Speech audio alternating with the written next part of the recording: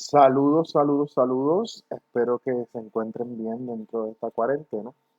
Este audio tiene el fin de hablar un poco sobre el nuevo tema que vamos a estar discutiendo esta semana, del cual vamos a estar haciendo trabajos y un sinnúmero de cositas. Y hoy es el día de la abolición de la esclavitud, ¿verdad?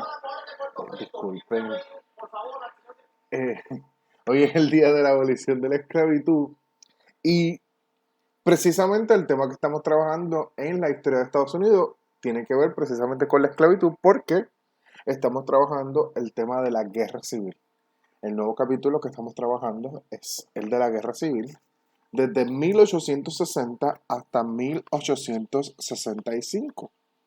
Así que básicamente estuvimos estudiando en las semanas pasadas qué pasó antes de la guerra civil, qué temas estuvieron afectando un poquito la división de pensamientos de Estados Unidos. Y entre ellos vimos, por ejemplo, eh, los movimientos abolicionistas, que entiéndase, son los movimientos que están buscando lograr que la esclavitud como negocio, como empresa, se desaparezca. Por otra parte, tenemos entonces estos movimientos de las mujeres para lograr más derechos, eh, que van a permitir entonces que grupos sociales que son vistos como menos, pues de alguna forma u otra podamos entonces ir buscando medios para darle derechos. Así que estos temas, de alguna forma, nos van a ir llevando a entender un poco lo que va a estar ocurriendo durante la guerra civil. Para efectos de aquellos y aquellas que tienen su libro, la guerra civil es el capítulo 7 del libro. La guerra civil está en el capítulo 7 del libro. Y vamos a estar hablando hoy de varios puntos importantes. Vamos a hablar sobre cómo se dio inicio a la secesión. Y esta palabra es muy importante porque secesión significa separación. Ese inicio de la separación. Y vamos a escuchar mucho esa palabra durante todo este capítulo.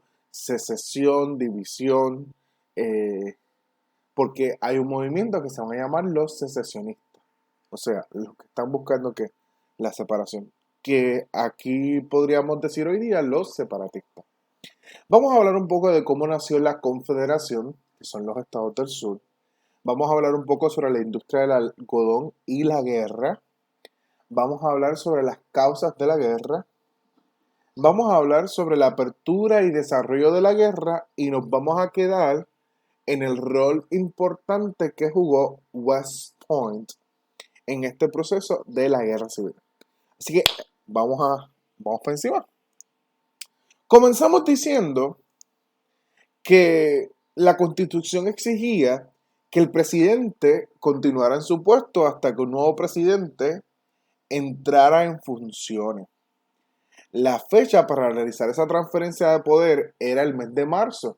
Usted sabe que hoy día, tanto en Puerto Rico como en Estados Unidos, la fecha de hacer transición del poder ejecutivo es en enero. Las elecciones son en noviembre, pero en enero es que entonces toma posesión el nuevo eh, candidato electo, que se convierta entonces en el próximo ejecutivo. En este caso particular, Lincoln había ganado las elecciones, pero todavía en la presidencia estaba ¿quién? James Buchanan. Así que Buchanan continuó como presidente hasta marzo de 1860, cuando se recibió el nuevo presidente, Abraham Lincoln.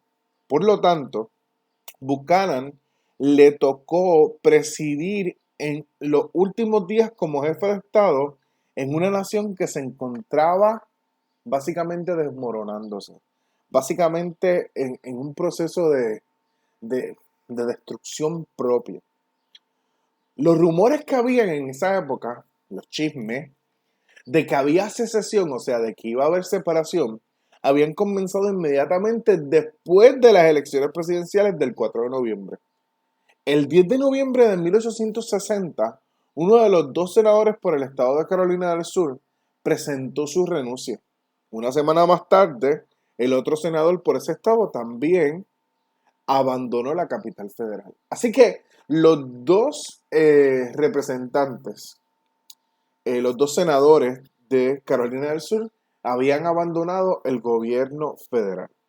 Los miembros congregacionales de los estados sureños comentaban con rabia y enojo el resultado de la elección. ¿Qué resultado? Pues el que estuvimos discutiendo la semana pasada, en el que Abraham Lincoln había ganado las elecciones por voto popular y por el voto del colegio electoral.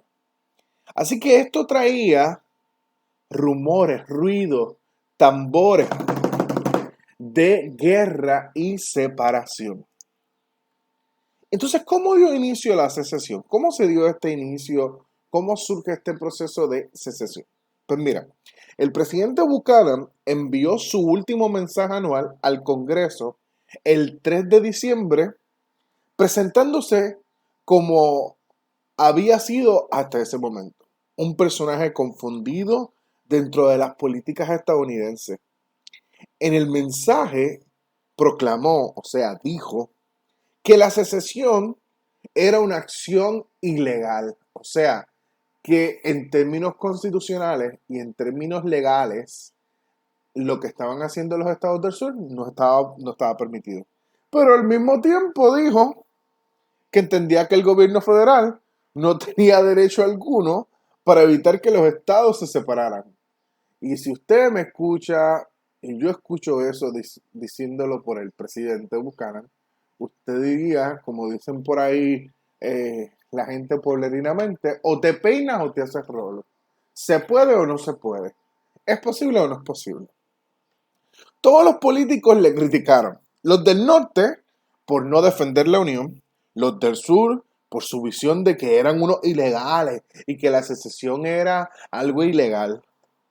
Su propio gabinete le rechazó. Y cuando digo gabinete no me refiero al de su casa, en donde guarda la compra, sino el gabinete del gobierno, que es donde está el secretario de Estado, el secretario de Hacienda, el secretario de Educación. Ese gabinete se molestó mucho con él, al punto que el secretario del Tesoro y el secretario de Estado renunciaron porque no podían bregar con esta dualidad. ¿Y qué es eso de dualidad? De que por un lado decía una cosa y por el otro lado decía otra. Así que no podían bregar con que esta hipocresía, tratando de ser tan políticamente correcto que a la verdad lo que hacía era un desbarajuste, un revolú. Por lo tanto, eh, el 21 de diciembre de 1860, Carolina del Sur anunció su secesión de la Unión y el 28 de diciembre Buchanan recibió a los agentes de esa república quienes habían llegado a Washington. O sea, Buchanan va a recibir a los representantes de Carolina del Sur que ya habían dicho que ellos no eran un estado más de la Unión, sino que eran una república aparte. Así que él los recibe eh, eh, para negociar la entrega de las tierras y de los fuertes federales a las autoridades del nuevo país. Buchanan lo recibió en su carácter personal para oír sus quejas, pero no como representante de una entidad secesionista. Las críticas no se hicieron esperar. O sea, el presidente está recibiendo a la gente que se está separando de la Unión para pedir que le entreguen las cosas, las propiedades, los bienes que hay en ese territorio que le pertenecen al gobierno federal. En el Senado Federal, varios miembros intentaron crear resoluciones que pusieran fin a la crisis, pero fue en vano. El estado de Virginia propuso una conferencia de paz a la que asistirían representantes de todos los estados. La misma se reunió en un hotel de Washington, D.C. Los virginianos temían que de comenzar una guerra ellos serían los más afectados. Además, los condados del oeste de ese estado y que políticamente habían votado por Lincoln y que deseaban terminar con la esclavitud y que no apoyaban la secesión de Carolina del Sur, se encontraban en un estado de rebeldía contra el gobierno estatal. Durante la guerra, estos condados formaron un nuevo estado que se llamó Virginia del Oeste.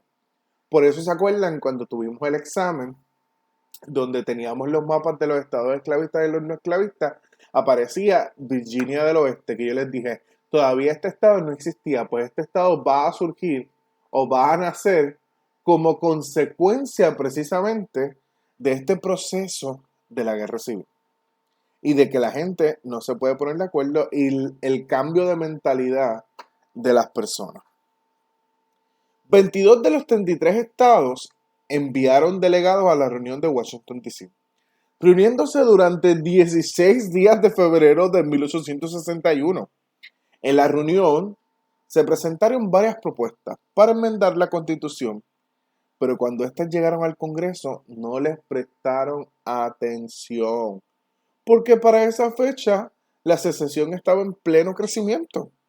Se habían unido otros estados sureños a Carolina del Sur. Por lo tanto, el esfuerzo fue básicamente en que fue en vano. Fue un esfuerzo en vano. Así que, ¿qué estados se fueron uniendo a la secesión de los estados del sur? Carolina del Sur fue el primero, el 20 de diciembre de 1860. Mississippi, el 9 de enero de 1861. Florida, el 10 de enero de 1861. Todo lo que voy a ir diciendo son del 1861. Alabama, el 11 de enero. Georgia, el 19 de enero. Luisiana, el 26 de enero. Texas, el 1 de febrero. Virginia, el 17 de abril. Arkansas, el 6 de mayo. Carolina del Norte, el 20 de mayo. Y Tennessee, el 8 de junio.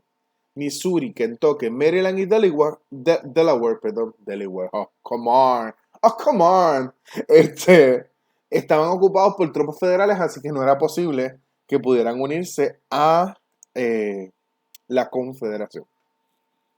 Los 4 estados sureños ocupados por tropas federales que los acabo de mencionar, antes de comenzar la guerra en marzo, tenían numerosos habitantes que apoyaban al sur. Hombres de Missouri y Kentucky pelearon en el ejército del sur, pero no así los de Delaware y Maryland. Grupos de republicanos y antisecesionistas de esos estados tomaron el poder con el apoyo de las tropas federales. Los 15 estados esclavistas, sin embargo, mantuvieron la esclavitud en sus fronteras durante la guerra sin prestar atención u obediencia a la famosa Proclama de Emancipación de Lincoln de 1863. Y solamente aceptaron la abolición cuando ésta se las impuso por el gobierno federal en diciembre de 1865, al tener que confirmar la enmienda 13 de la Constitución de los Estados Unidos, que ya estudiamos, ¿se acuerdan? Cuando hablamos de la enmienda número 13, que es cuando oficialmente se abole la esclavitud, que se celebra hoy en Puerto Rico. Hoy, sí, hoy lunes, si estás escuchando este audio, otro día que no sea hoy lunes, pues me refiero a lunes 23. ¿Estamos claros? Por lo tanto, este elemento de la proclama de la emancipación, pues básicamente lo que hacía era que Lincoln crea esto para que los esclavos del sur se emanciparan. Y usted ha escuchado esa palabra, emanciparse.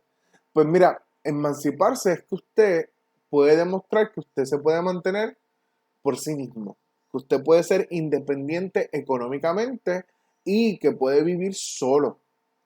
Hoy día la gente, por ejemplo, si un menor entra a la universidad y le piden llenar la FAFSA, pues le van a pedir hasta que usted tenga casi como yo creo que como 21 hasta los 23, hasta los 21 creo que específicamente, usted llena la FAFSA y siempre tiene que poner la planilla en la que usted sale. Pero si usted se fuera a vivir solo y ya no estuviera viviendo con su mamá o su papá, pues entonces usted se emancipa legalmente y usted le demuestra al Estado que usted es una persona independiente y comienzan unos nuevos cambios en términos de la legalidad de su estatus, o sea, de que usted ya puede ser capaz. Así que esta proclama lo que buscaba era que los esclavos fueran logrando que su emancipación, su independencia, que no estuvieran viviendo en ese régimen de ser esclavos. Por lo tanto, los estados sureños paulatinamente fueron aceptando el abolir la esclavitud, pero no así el discrimen que generó el no darle derechos políticos ni garantías sociales a las personas negras. Ustedes saben que todavía en la actualidad podemos ver estas situaciones donde vemos cómo a personas negras no se le tratan de la misma forma que a un blanco.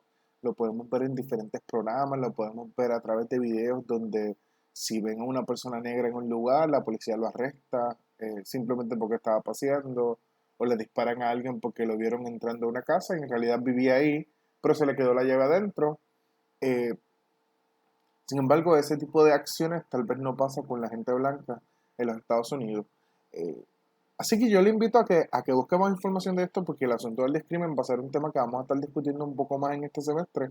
Pero es bien interesante ver cómo tú puedes abolir un sistema que lo que crea es una diferenciación entre personas por un elemento de color de piel y cómo el abolir la esclavitud no resuelve necesariamente el problema mental, ¿verdad? Psicológico en el que tú te desarrollaste. Así que es bien importante que entendamos que cuando trabajamos con elementos de racismo, con elementos xenofóbicos, con elementos donde se está rechazando a una cultura o a la otra, con el mero hecho de crear una ley no se resuelve el problema, sino que estamos estableciendo que el Estado está atendiendo la situación. Pero el cambiar la mentalidad es un proceso educativo que requiere más tiempo y que requiere que todos trabajamos en eso, sobre todo desde nuestra realidad en el hogar. Yo recuerdo cuando Barack Obama ganó, eh, personas del sur decían que él no era su presidente, porque ellos no iban a tener nunca un presidente negro. Así que se pueden imaginar un poco, ¿verdad?, la realidad. Para ampliar un poco este elemento, eh, la enmienda número 13, que es la que abole la esclavitud, fue aceptada por todos los estados, pero no necesariamente fue ratificada por todos. Inclusive, tan reciente como en el 2014, eso fue los otros días, el estado de Mississippi ratificó la enmienda número 13. O sea, que estamos hablando de que eso pasó los otros días, básicamente. El presidente Lincoln tampoco forzó a los estados a aceptar su emancipación, ni quiso firmar la enmienda número 13, cuando esta fue presentada en diciembre de 1864. Su posición clara desde su campaña para la presidencia de 1860 era que la abolición era un asunto que tenía que decidirse en las autoridades de los estados y no en el gobierno federal. Pero usted sabe que al final de cuentas pues no se hizo a través de los estados, sino que se hizo finalmente a través del gobierno federal. Discúlpenme. Una vez comenzó la guerra, el Congreso de los Estados Unidos dio la libertad a los esclavos de la ciudad de Washington, D.C., pagándole a los dueños una compensación. O sea, tus esclavos son libres, pero yo te voy a pagar porque ellos sean libres. Además, ordenó que los esclavos que se unieran al ejército recibirían automáticamente su libertad. Miles de esclavos de los estados fronterizos con el norte huyeron para unirse al ejército o escapar. Esto permitió que el número de esclavos de Kentucky, Missouri, Maryland y Delaware disminuyeran significativamente. Porque imagínense, si yo te estoy prometiendo que te voy a dar libertad por luchar en la guerra, pues lógicamente yo me voy a mover para los estados del norte para pelear y lograr tener mi libertad. Entonces, ¿cómo nace la Confederación? ¿Cómo nace este elemento que llamamos Confederación? Pues mira, el 8 de febrero de 1861 se reunieron en Montgomery, Alabama, delegados de los primeros 7 estados sureños que se habían retirado de la Unión. Estos eran Carolina del Sur, Georgia, Florida, Alabama, Mississippi, Texas y Luisiana. En esa reunión decidieron formar una confederación con el propósito de defender militarmente de posibles ataques del gobierno de Lincoln que entrarían en funciones en marzo. Así que por miedo a que cuando Lincoln entrara al poder, o sea que recuerden que todo esto está pasando en la transición.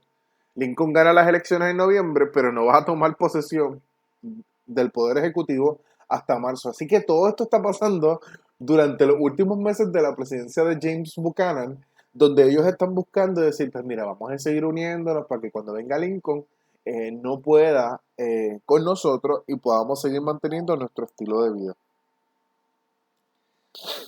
Para hacer una aclaración, existen dos banderas que se utilizan o que se utilizaron en ese momento histórico para referirse a estos estados de la Confederación. Estaba la bandera confederada unitaria, que es una bandera que se parece mucho a la primera bandera, que tenía entonces un espacio azul con tres estrellas, que son los tres estados de la Confederación, en círculo, una franja roja, una franja blanca y una franja larga abajo roja.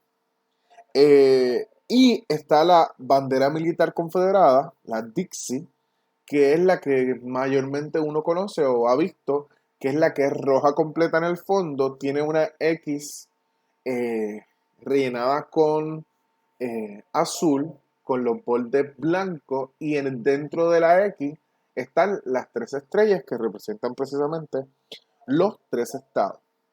Tras la inauguración de Lincoln, tras Lincoln haber iniciado como presidente, otros cuatro estados se unieron formando un cuerpo de 11 miembros.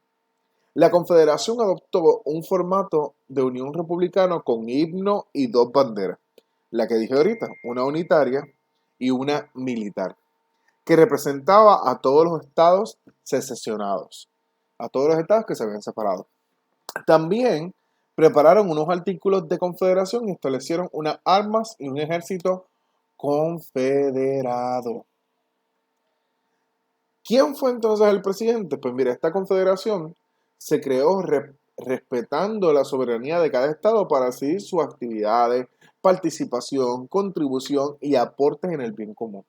El gobierno de la confederación fue dirigido por Jefferson Davis. Jefferson Davis era el presidente y Alexander H. Stephens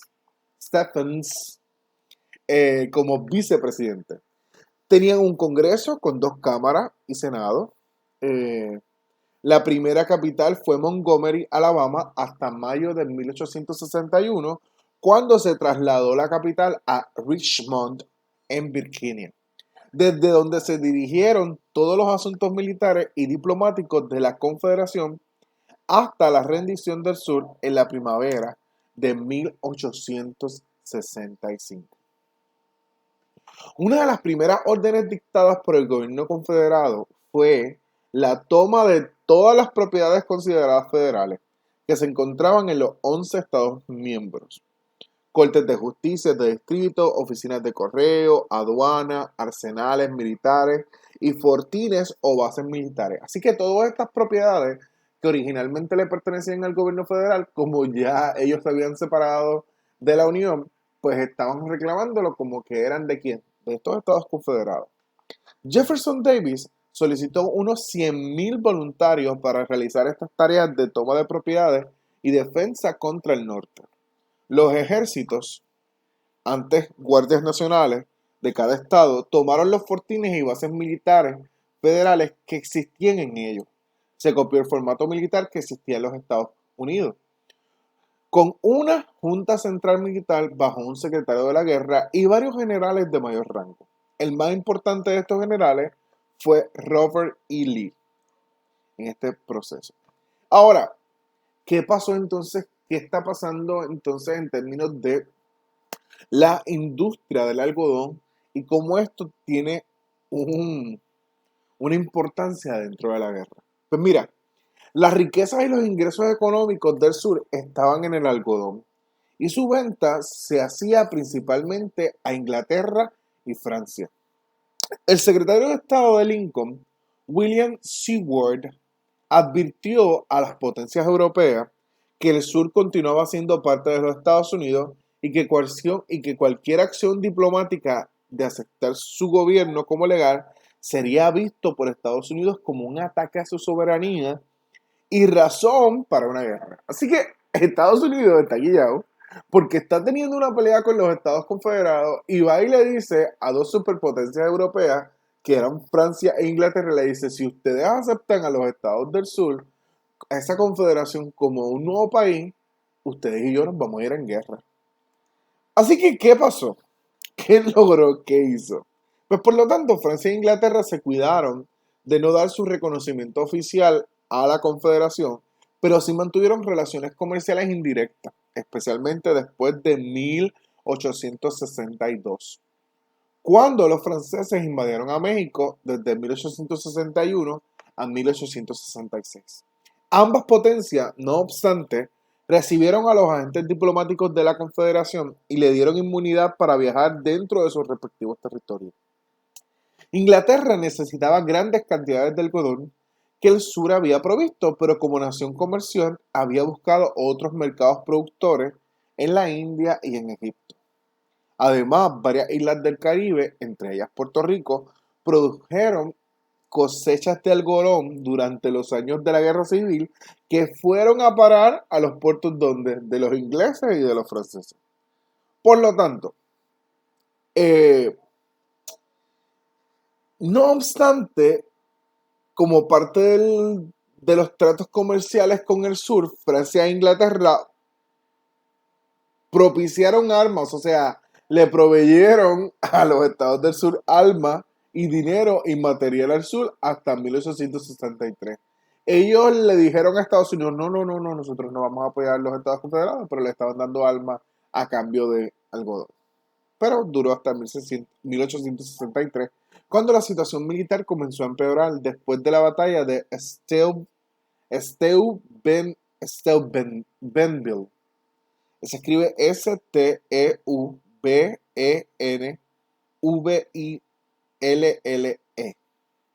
Steubenville.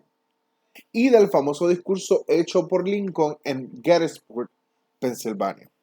El discurso fue realmente un llamado a las fuerzas abolicionistas europeas para que forzaran a sus países a detener las ayudas a los sureños esclavistas y racistas. Y yo les hago esta pregunta que me gustaría que en los comentarios de este video la puedan responder todos, ¿verdad? Que la escriban ahí. Más bien es un elemento de dar seguimiento a lo que hemos estado discutiendo.